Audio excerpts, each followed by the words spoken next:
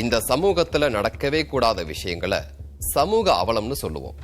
இந்த பட்டியல்ல லஞ்சங்கிற விஷயமும் வரும்.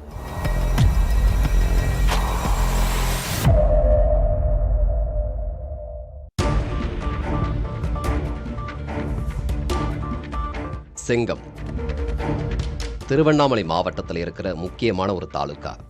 இங்க இருக்கிற பஞ்சாயத்து யூனியன் ஆபீஸ் ரொம்ப பரபரப்பா இருந்துச்சு. வழக்கமா இங்க இருக்கிற ஆபீசர்கள் ஸ்டாஃபுகளை தவிர வேற சில அதிகாரிகளும் இருந்தாங்க. அந்த அதிகாரிகள் ஒவ்வொருத்தரும் ரூபாய் நோட்டுகளை எண்ணிக்கிட்டு இருந்தாங்க. எல்லாமே 500 ரூபாய் நோட்டுகள். இந்த ஆபீஸ்ல என்னைக்குமே அதிகாரமா வலம் வர்ற சமூக நல அலுவலர் ஜீவா அன்னைக்கு அப்படி இல்லை. புதுசா வந்திருந்த அதிகாரிகள் முன்னாடி ரொம்ப பவ்யமாவும் தலை குனிஞ்சபடியும் இருந்தாங்க. என்ன நடந்ததுன்னு விசாரிச்சாங்க ஜனங்க. சமூக நல அலுவலர் ஜீவா லஞ்சம் வாங்கினப்போ கையும் களவுமா பிடிபட்டுட்டாங்களாம், அரெஸ்டும் ஆயிட்டாங்களாம்.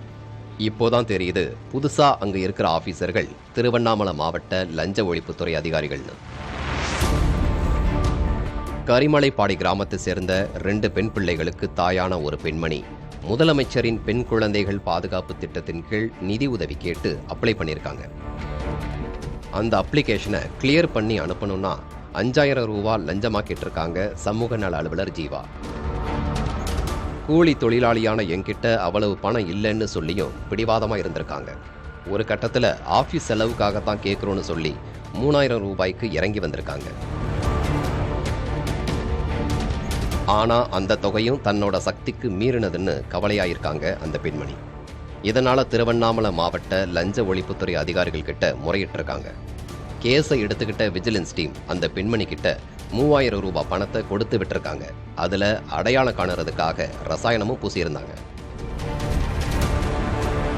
இந்த ரூபாய் நோட்டுகளை சமூக நல அலுவலர் ஜீவா கிட்ட லஞ்சமா கொடுத்தப்போ விஜிலன்ஸ் டீம் கையும் களவுமா ரவுண்டு கட்டி அரெஸ்ட் பண்ணிட்டாங்க.